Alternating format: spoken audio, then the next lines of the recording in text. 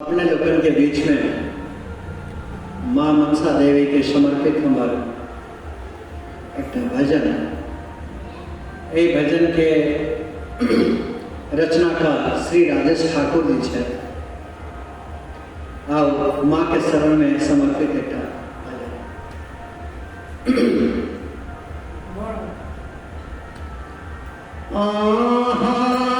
छोरी मैया है रानी कर करा सोने शरण में परसो तोर मैया छोरी मैया है रानी कर करा सोने शरण में परसो तोर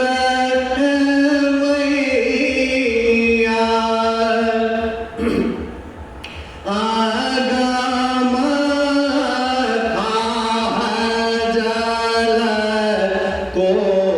कोरने छोड़े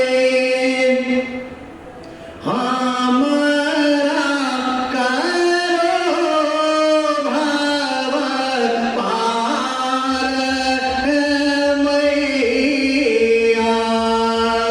हमरा करो भव पार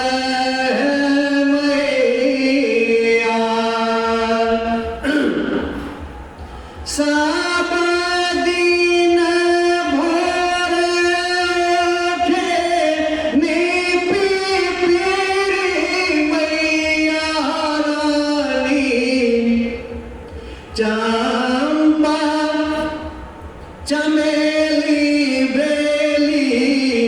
जूही चुनी चुनी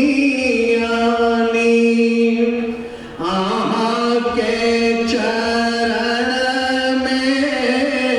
चढ़ाए मन गद भैरव होइयोने आबो सहाय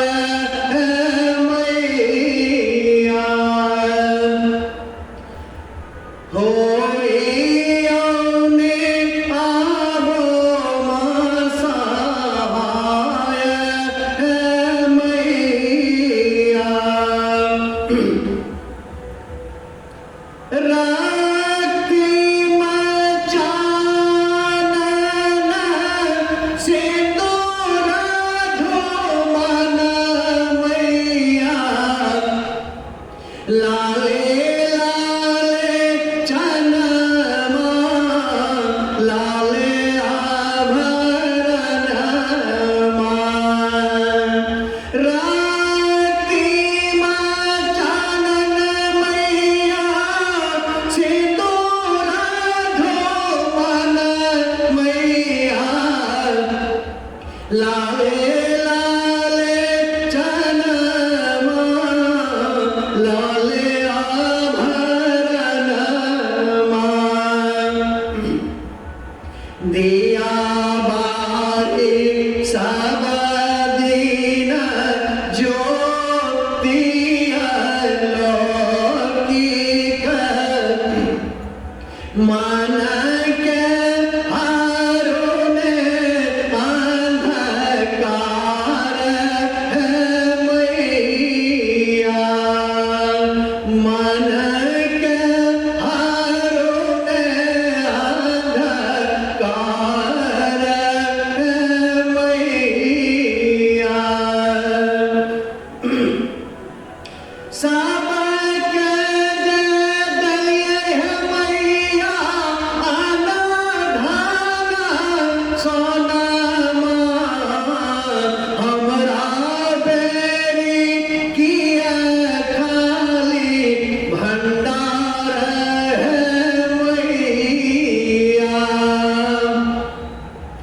साल